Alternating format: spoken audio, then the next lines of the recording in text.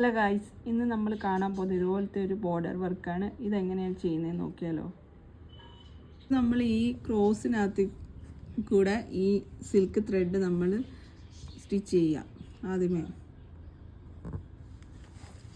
അങ്ങനെ ഒരു one side full നമുക്ക് ഫിനിഷ് ചെയ്യണം. അപ്പോൾ നമ്മൾ ആദ്യമേ സ്ട്രെയിറ്റ് ചെയ്ത് പിന്നെ ഇനി നമ്മൾ ക്രോസ് സ്റ്റിച്ച് ചെയ്യണം. അതായത് നമ്മൾ ഇവിടുന്ന് നെക്സ്റ്റ് നമുക്കിപ്പം ഇവിടെ ഇതിന് നടുക്ക് ഇതുപോലത്തെ ഫ്ലവറിൻ്റെ കൂട്ടത്തെ ഏതള് വെക്കണം.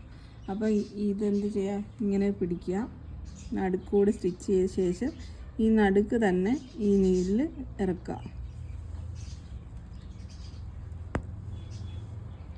ഇറക്കിയതിന് ശേഷം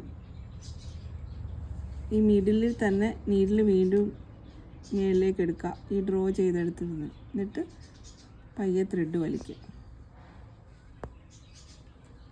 ഒരു ഏതെല്ലാം ഷേപ്പ് വന്നില്ലേ, ഇതുപോലെ തന്നെ. എന്നിട്ട് ഇതിൻ്റെ മധ്യഭാഗത്ത് കുത്തുക.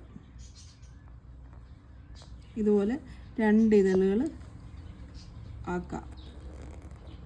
നെക്സ്റ്റ് നമ്മൾ ഇതിന് നടുക്ക് ഭാഗത്ത് ഇതുപോലത്തെ മുത്ത്, ചെറിയ മുത്ത് വാങ്ങിക്കാൻ കിട്ടും.